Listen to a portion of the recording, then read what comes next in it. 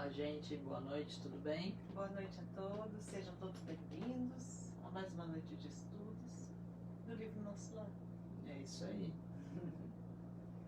Graças a Deus, conseguimos chegar a tempo. Estamos aqui. Então vamos fazer a nossa prece? Vamos sim. Convido a todos para que se acomodem, para que fechem os olhos, para que pensem em Jesus, para que pensem nos nossos amigos espirituais, para que juntos possamos agradecer. Obrigada, Jesus. Obrigada, benfeitores, mentores espirituais, por mais essa noite de estudos, por essa oportunidade única na nossa vida, de aprendermos, de estarmos juntos. Que sua luz nos envolva, Senhor, que seu amor penetre em nossos corações, para que seja doce, para que seja suave esse ensinamento de hoje. Muito obrigada, Jesus, que assim seja. Que assim seja. Então vamos lá, né, Flávio? Nós estamos no capítulo 27, que é o capítulo em que André Luiz começa a trabalhar nas câmeras de retificação, né? E ele já se depara com o caso de Ribeiro, que é um rapaz que está lá em tratamento, acolhido, e o Ribeiro tem uma crise nervosa, né, por conta das energias dos familiares. Daí Encarnados, né? Daí... O Ribeiro está desencarnado e os familiares encarnados estão irresignados com a morte dele, né? E acaba causando perturbação lá para eles. E o Alexandre, né, se não me engano, ele fala então que a família vai receber uma carga maior de preocupações para deixar o Ribeiro em paz, né? Desviar o foco, né? Desviar o foco. E o André Luiz também fica bem, não sei a palavra, perturbado não é a palavra, ele fica atônito, né? Sem palavras por conta da situação daqueles irmãos que estão ali nas câmaras de retificação.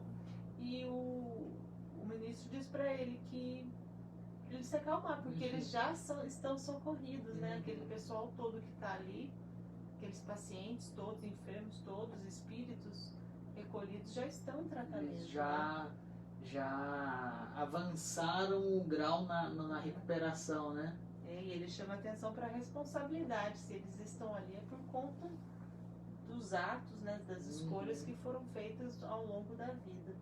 Cada um segundo as suas obras, né? A gente está aqui com a Sueli Balista, nossa querida irmã Sueli, um beijo. Oi, Sueli, boa noite. O seu Patrício também, um beijo pro seu Patrício. A Patrícia, filha do seu Patrício. Oi, Patrícia. Todos aí. Vamos lá? Então vamos, deixa eu achar aqui só um segundinho. O seu Bernardo está aqui também, quando está voltando aí, que eu não lembro exatamente onde parou. Tinha achado sair do lugar. Aqui. Parou então quando ele diz assim: a vida do homem está centralizada onde centralize ele o próprio coração. E agora nós vamos começar. E depois. Achei. Todo mundo achou aí? Ó, se seu livro for igual ao meu, tá na página 179, logo no começo ali, no primeiro parágrafo. Vamos ver se todo mundo vai achar. E depois de uma pausa em que parecia surdo a tantos clamores, acentuou: são contrabandistas na vida eterna. Como assim? Atalhei interessado. O interlocutor sorriu e respondeu em voz firme: acreditavam que as mercadorias propriamente terrestres teriam o mesmo valor nos planos do espírito. Supunham que o prazer criminoso, o poder do dinheiro, a revolta contra a lei e a imposição dos caprichos atravessariam as fronteiras do túmulo e vigorariam aqui também, oferecendo-lhes ensejos a disparates novos. Foram negociantes imprevidentes. Esqueceram de cambiar as posses materiais em créditos espirituais. Não aprenderam as mais simples operações de câmbio no mundo. Quando iam a Londres, trocavam contos de réis por libras esterlinas. Entretanto, nem com a certeza matemática da morte carnal se animaram a adquirir os valores da espiritualidade. Agora, o que fazer? Temos os milionários das sensações físicas transformados em mendigos da alma. Realíssimo. Tobias não podia ser mais lógico. Perdão, gente, eu falei Alexandre, é Tobias, né? Meu novo instrutor, após distribuir conforto e esclarecimento a granel, conduziu-me à vasta câmara anexa em forma de grande enfermaria, notificando. Vejamos alguns dos infelizes semimortos. Antes da gente entrar nessa parte, vale uma explicaçãozinha desse trechinho, né, que a gente leu. Então aqui ele faz uma analogia, o Tobias faz uma analogia para tentar explicar para o André Luiz sobre essa questão dos valores, né, que a gente dá para as coisas materiais. E faz uma comparação bem simples, né? Por exemplo, se a gente vai para algum outro país, a gente tem que levar a moeda daquele país para poder comprar lá, né? E quando a gente vai para o plano espiritual, que moeda que a gente tem que ter, né? Então, a gente não se preocupa aqui na Terra em guardar dinheiro, né? Fazer uma como é que a gente chama? Uma provisão para nosso retorno à pátria espiritual. Os nossos atos aqui, quando estão na Terra, são provisões, né? A gente está de alguma forma acumulando valores que quando a gente chegar lá no plano espiritual a gente vai fazer o câmbio, né? Essa analogia é bem interessante que o Tobias utilizou, porque conforme os nossos atos a gente adquire valores e lá a gente faz a transferência desses valores para o valor verdadeiramente utilizado lá. A dona Cristina, boa noite da Cristina, Bernardo. Quem me diz que é a Cristina mesmo? Tá falando, não é o Bernardo que tá falando que é a Cristina. Só para contar ponto para a Cristina. Podemos continuar? Vamos. Vejamos alguns dos infelizes semimortos.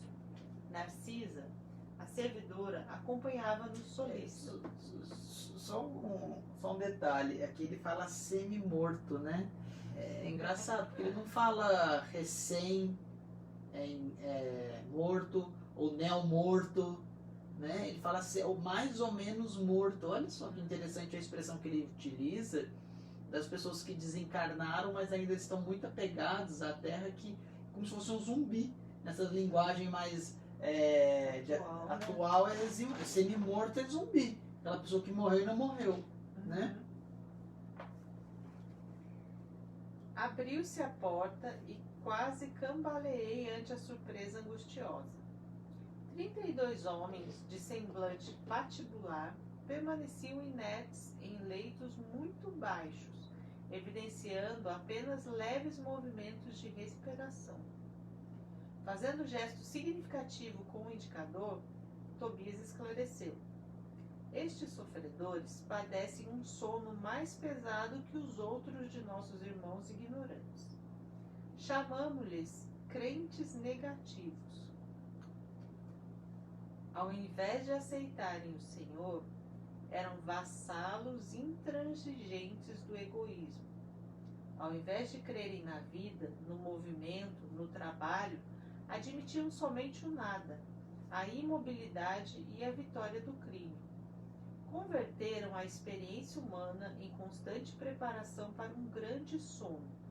E, como não tinham qualquer ideia do bem a serviço da coletividade, não há outro recurso senão dormirem longos anos em pesadelos sinistros. Não consegui externar meu espanto.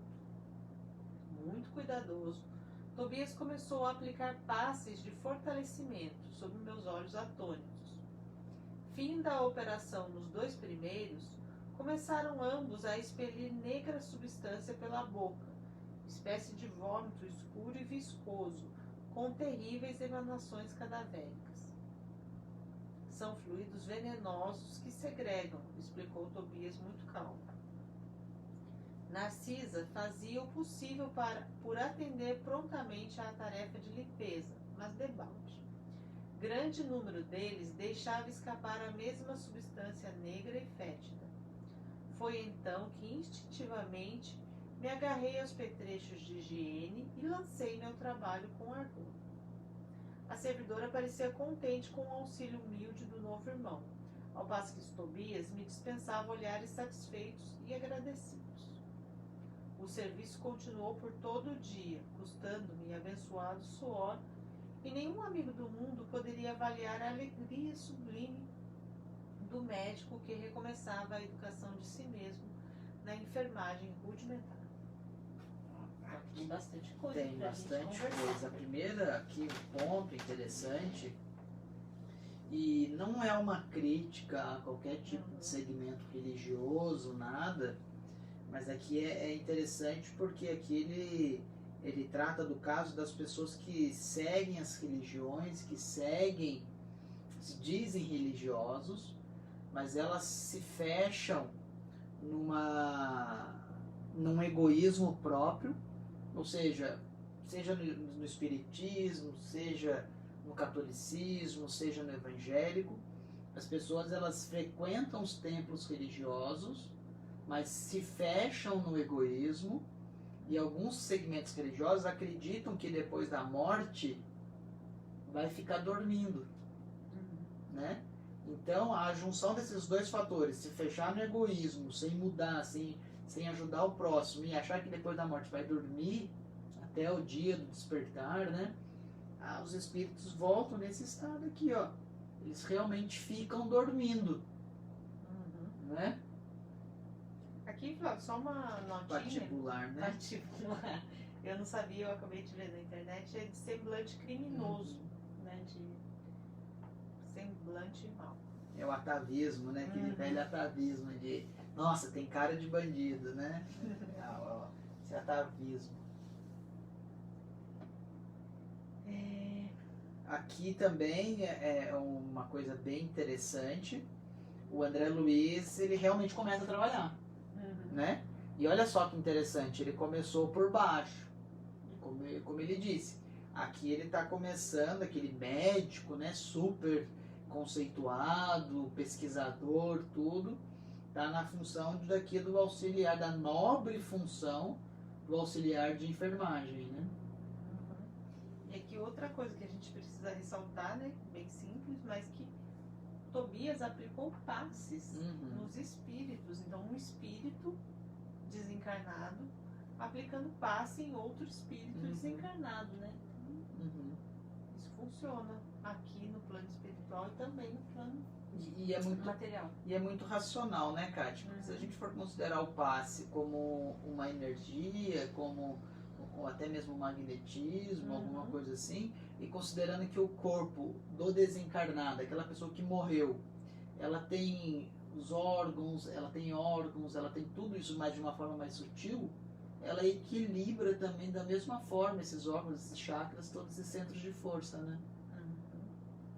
E outra coisa simples também, mas complexa, né? O espírito, que os dois primeiros, né, que o Tobias aplicou o passe, eles começaram a expelir uma substância negra e fétida. Então, uma substância espiritual, porque era de é material, mas é bem mais energia, sutil, né? E com cheiro, um mau cheiro, né? E como diz aqui, viscosa, né? É interessante, porque lembra muito o nosso próprio vômito aqui, então, né? Ele diz isso. Os espíritos emanam, né? Eles expelem isso. Então, quando a gente, por isso, lembra que a gente comentou no começo do livro? Que o espírito sente fome, que ele tem necessidades fisiológicas, como tem o espírito encarnado. Então é bem interessante a gente se ater a esse fato, né? Porque a gente volta naquilo que a gente sempre bate na tecla. O perispírito, ele tem órgão, então tem fígado, tem estômago, então se ele está nutrindo aquela energia no sistema gástrico dele, o fígado, lógico que vai reagir para expelir aquilo. Então vai na forma de vômito mesmo, né? Então a gente tem que cuidar muito bem da nossa saúde do corpo físico para que ele chegue bem no plano espiritual, né? Para não ter que passar por isso, né? Então, assim, a gente termina esse capítulo do início do trabalho de André Luiz nas câmaras de retificação. Quer falar mais alguma coisa? Não. Alguém mandou algum comentário? O pessoal está quietinho hoje. Sobre o Não, capítulo? não, ninguém mandou. Podemos prosseguir, então? Vamos. Vamos para o capítulo 28, em serviço. Encerrada a prece coletiva ao crepúsculo, Tobias ligou o receptor a fim de ouvir os samaritanos em atividade no umbral. Justamente curioso, vinha saber que as turmas de operações dessa natureza se comunicavam com as retaguardas de tarefa em horas convencionais. Sentia-me algo cansado pelos intensos esforços despendidos, mas o coração entoava hinos de alegria interior. Recebera a aventura do trabalho, afinal, e o espírito de serviço fornece tônicos de misterioso vigor. Estabelecido o contato elétrico, o pequenino aparelho sob meus olhos começou a transmitir o recado depois de alguns minutos de espera. Eu acho que porque vocês perceberam aqui a situação, o cenário? Eles estavam nas câmaras de retificação do nosso lar, que é um alojamento, e algumas equipes, a equipe dos samaritanos, ela foi até a região do umbral. E lá eles estabeleciam comunicações, contatos, é como se fosse um walkie-talkie ou uma videochamada. Hoje em dia é uma videochamada, né? E com um horário determinado, ou seja, às 18 horas a gente vai estabelecer uma videochamada. Então eles iam lá para eles conversarem. Então vamos ver qual é o recado que eles passaram. Mas é bem isso, essa comunicação entre eles. Então significa, Kátia, que nem tudo no plano espiritual é telepatia, ou pensou eu estou em tal lugar, né? A gente percebe muitas coisas próximas do que nós temos hoje. Nessa faixa, né? Nesse local específico, que é uma zona bem próxima aqui da crosta, né? Ainda é bem similar ao que a gente tem. Então a gente não pensemos que tudo é através de telepatia, que eu vou em tal lugar, pensou, tá lá, não é bem assim. Gritando, né? Exatamente, não é bem pelo assim. contrário, eles andam de aeróbico, né? E o André Luiz, que ficou cansado, né? Trabalhou, sentiu cansaço, mas ele se sentia revigorado por conta da energia boa, de realmente trabalho enobrece a alma. Porque ele diz aqui, né? Receber a aventura do trabalho, afinal. Ele percebeu, né? Ele conseguiu entender que é trabalhar para Deus. Né? Bem legal. Samaritanos ao Ministério da Regeneração. Samaritanos ao Ministério da Regeneração. Acho que tá mais para walkie-talkie mesmo, né? Câmbio, desliga. Muito trabalho nos abismos da sombra. Foi possível deslocar grande multidão de infelizes, sequestrando as trevas espirituais 29 irmãos. 22 em desequilíbrio mental e 7 em completa inanição psíquica. Ou seja, resgataram 29 pessoas. Nossas turmas estão organizando o transporte. Chegaremos alguns minutos depois da meia-noite. Pedimos providenciar. Continuaram falando. Aqui, uma coisa que me chamou a atenção. Chegaremos depois da meia-noite, então significa que eles têm relógio igual ao nosso, 24 horas em termos de dia. Olha só, vocês repararam, né, nessa informação bem sutil assim, mas chegaremos depois da meia-noite, então lá tem 24 horas também. Porque é bem próximo aqui da cruz. Muito interessante isso, relógio, previsão de horário, tudo bem interessante. Percebam, gente, no transcorrer da obra, que os trabalhos, as comunicações, as coisas, elas não modificam muito do que nós temos aqui. Isso é importante a gente perceber. Que todo mundo fala, né? A evolução não dá saltos, né? A natureza não dá saltos, é bem sutil mesmo, é bem suave esse progresso todo, né? Notando que Narcisa e Tobias se entreolhavam fundamente admirados, tão logo silenciou a estranha voz, não pude conter a pergunta que me desdobrava dos lábios. Como assim? Por que esse transporte em massa? Não são todos espíritos? Tobias sorriu e explicou. O irmão esquece que não chegou ao Ministério do Auxílio de outro modo. Conheço o episódio de sua vinda. É preciso recordar sempre que a natureza não dá saltos. É o que a gente está falando aqui. A natureza não dá saltos e que na Terra, ou nos círculos do umbral, estamos revestidos de fluidos pesadíssimos. São aves e têm asas, tanto o avestruz como a andorinha. Entretanto, o primeiro apenas subirá às alturas se transportado, enquanto a segunda corta célere as vastas regiões do céu. Porque ele faz uma analogia para a gente refletir, né? O fato de ser espírito não significa que todos têm essa... É exatamente o que a gente estava conversando. Todos têm essa possibilidade, né? De simplesmente volitar, de simplesmente, né? Ainda a gente não desenvolveu essa capacidade. E deixando perceber que o momento não comportava divagações, dirigiu-se a Narcisa ponderando. É muito grande a leva desta noite. Precisamos tomar providências imediatas. São necessários muitos leitos, murmurou a serva algo pesarosa. Não se aflija, respondeu Tobias resoluto.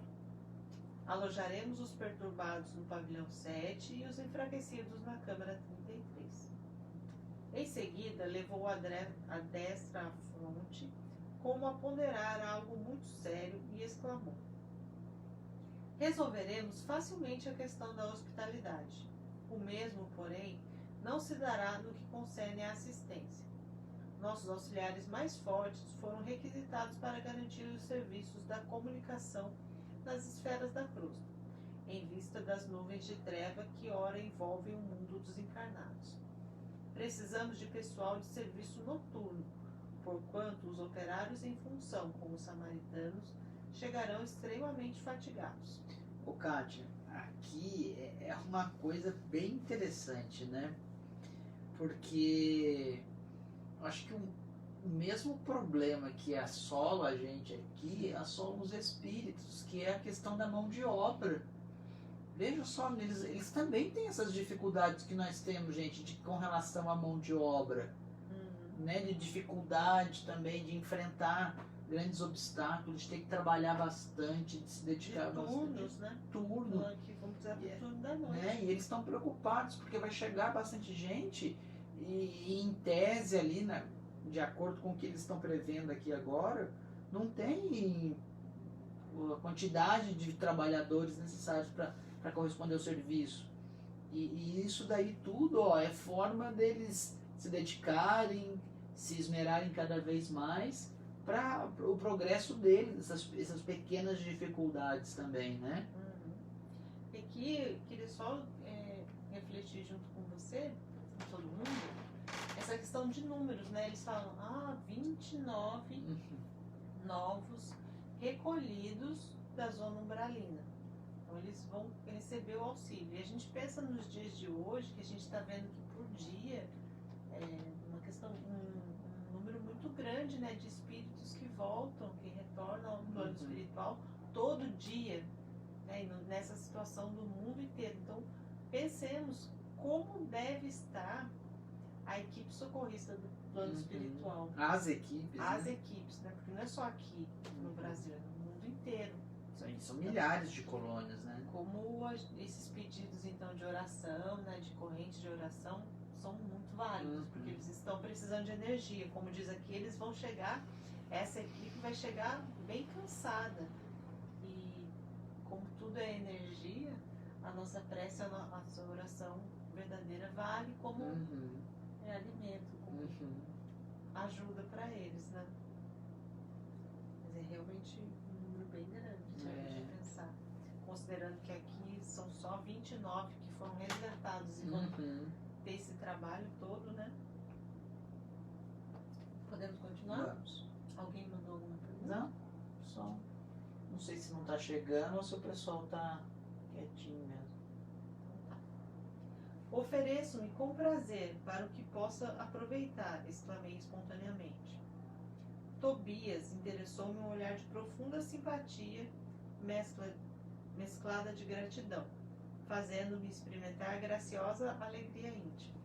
Significa também que o André Luiz, ele era uma pessoa trabalhadora, isso é inegável, sim. A disposição dele, ele poderia, se fosse preguiçoso, desconversar, né? Ah, não, já tô cansado, eu vou embora. Eu trabalhei bastante, limpando vômitos. Já cumpri meu horário, né? Aquela coisa que, ah, não, eu já cumpri meu horário, eu só cumpro o meu horário. Passou 1 minuto, eu já não faço mais nada. Né? Olha só a disposição do André Luiz. Não, se precisar de mim, eu fico aqui. É uma equipe, eu tô aqui pronto para ajudar, para agregar, para somar. Olha a mentalidade que o André Luiz tinha, né? E olha aqui o Tobias. Mas está resolvido a permanecer nas câmaras durante a noite? Perguntou admirado. Outros não fazem o mesmo? Indaguei por minha vez. Sinto-me disposto e forte. Preciso recuperar o tempo perdido. Abraçou-me o generoso amigo, acrescentando: pois bem, aceito confiante a colaboração. Narciso e os demais companheiros ficarão também de guarda. Além do mais, mandarei Venâncio e Salústio, 2 irmãos de minha confiança. Não posso permanecer aqui de plantão noturno, em vista de compromissos anteriores. No entanto, caso necessário, você ou algum dos nossos me comunicará qualquer ocorrência de maior gravidade. Traçarei o plano dos trabalhos, facilitando quanto possível a execução. E descortinou-se campo enorme de providências. Enquanto 5 servidores operavam em companhia de Narcisa, preparando roupa adequada e petrechos de enfermagem, eu e Tobias movíamos pesado material no pavilhão 7 e na câmara 33. Ou seja, eles estavam carregando cama, eles estavam... Olha preparando só, roupa. Olha só, então não é mental. Ah, a cama vai pra lá, a cama vem pra cá. Né? É uma coisa bem grosseira. Né? E a gente percebe que quando o André Luiz ele foi recuperado, ele estava em marcas suspensas. Mais sutis, mas ali era muito grosseiro ainda. Eram as câmaras de retificação, como foi dito, elas ficam bem mais próximas da crosta, né? Então eram materiais que tinham que ser transportados mesmo através de forças físicas. Como a gente faz aqui, né? Exatamente. Vamos arrumar essa sala aqui, gente. Vai chegar visita, puxa o sofá pra cá, eu vou arrumar a janta, eu vou arrumar roupa de cama, eu vou comprar uma bebida, um refrigerante, uma água, vou fazer um suco. Então, eles dividiram as tarefas para chegar aquelas pessoas chegassem ali até o local. Não poderia explicar o que se passava comigo. Apesar da fadiga dos braços, experimentava júbilo inexcedível no coração.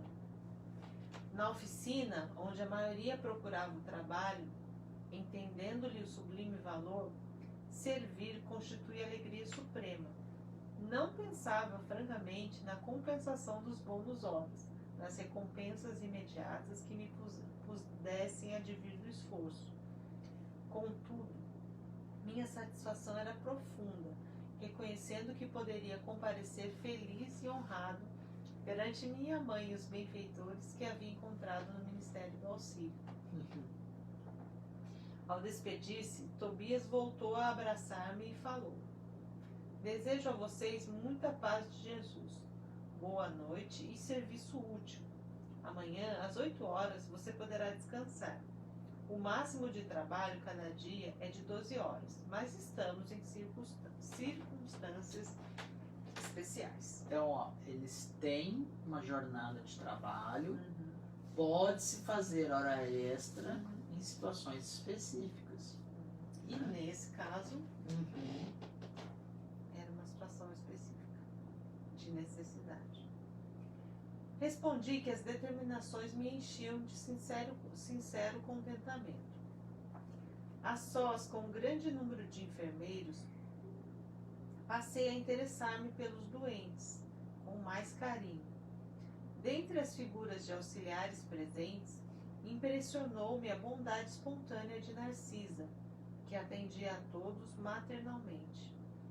Atraído pela sua generosidade, busquei aproximar-me com interesse. Não foi difícil alcançar o prazer de sua conversação carinhosa e simples. A velhinha amável semelhava-se a um livro sublime de bondade e sabedoria. Um outro ponto de André Luiz que eu acho bem interessante, a gente ir traçando esse perfil da personalidade dele. Ele era um observador nato, né? E mais do que isso, além dele ser um observador nato, ele realmente estava com esse ímpeto de melhorar. Então ele absorvia dos ambientes o melhor, né? Então percebam, ele não estava focado nas doenças, nutrindo aquelas energias negativas, aquele sofrimento. Ele estava o quê? Ajudando e focado na bondade daquela servidora, aprendendo o que ele ainda não tinha dentro do coração dele. Então, isso tudo faz parte de um conjunto de elementos que ele vai acabar, ele vai se transformando pouco a pouco, né? E valeu muito a dica que a dona Laura, né, a mãe do Lísias, deu para ele, para deixar a curiosidade pura, simplesmente curiosidade de lado. E daí ele conseguiu abrir os olhos para outros ângulos, né? E conseguiu enxergar tudo isso que tem por trás de uma pessoa, por trás de um trabalho, né? Muito bacana. Mas a irmã aqui trabalha há muito? Perguntei a certa altura da palestra amistosa. Sim, permaneço nas câmaras de retificação em serviço ativo há 6 anos e alguns meses. Entretanto, ainda me faltam mais de 3 anos para realizar meus desejos. Ante a silenciosa indagação do meu olhar, falou Narcisa amavelmente. Preciso um endosso muito sério. O que quer dizer com isso? Perguntei interessada. Preciso encontrar alguns espíritos amados na Terra para serviços de elevação em conjunto. Por muito tempo, em razão de meus desvios passados, roguei em vão a possibilidade necessária aos meus fins. Vivia perturbada, aflita. Aconselharam-me, porém, recorrer à ministra veneranda, a nossa benfeitora da regeneração. A nossa benfeitora da regeneração prometeu que endossaria meus propósitos no Ministério do Auxílio, mas exigiu 10 anos consecutivos de trabalho aqui, para que eu possa corrigir certos desequilíbrios do sentimento. No primeiro instante, quis recusar, considerando demasiada a exigência. Depois, reconheci que ela estava com a razão. Afinal, o conselho não visava interesses dela, e sim ao meu próprio benefício. E ganhei muito aceitando-lhe o parecer. Sinto-me mais equilibrada e mais humana, e creio, viverei com dignidade espiritual minha futura experiência na Terra. Ia manifestar profunda admiração, mas um dos enfermos próximos gritou: Narcisa, Narcisa! Não me cabia reter, por mera curiosidade pessoal, aquela irmã dedicada, transformada em mãe espiritual dos sofredores. Interessante, né? Duas coisas. O primeiro é a sabedoria desses ministros, né? Desses responsáveis, desses administradores. Então a gente percebe que, por mais que seja semelhante, né, Kátia, as atividades, os problemas aqui com os nossos aqui da Terra, a gente percebe que os responsáveis realmente são responsáveis, realmente têm crédito para estar ocupando aquela posição, o que nem sempre acontece dentro das repartições públicas que a gente vê não só no Brasil, mas em outros países, planeta fora, né? Então, se determinada pessoa ocupa um cargo de liderança, ocupa um cargo de chefia, de administração, é porque ela tem muito gabarito para aquilo.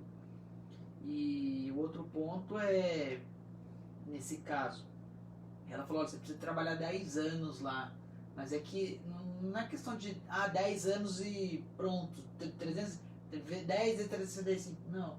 É um período que ela tinha que passar junto daquelas pessoas para ela mudar o seu teor mental, para mudar a sua forma de ver o ser humano, tudo isso. E como é muito difícil da gente aprender apenas na teoria, né? A gente precisa vivenciar para aprender. Tá aí a oportunidade, né?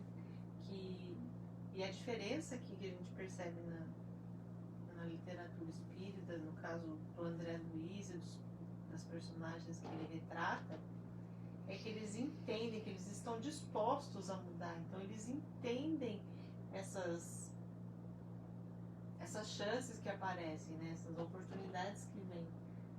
Como ela diz aqui no primeiro momento, puxa, você está trocando comigo, você está querendo 10 anos do meu trabalho para eu poder encontrar com as pessoas na Terra, mas não é para o benefício da ministra. Não é capricho, né? É para o benefício de quem solicitou, da própria Narcisa. Então, essa ponderação, né, essa reflexão a gente não faz.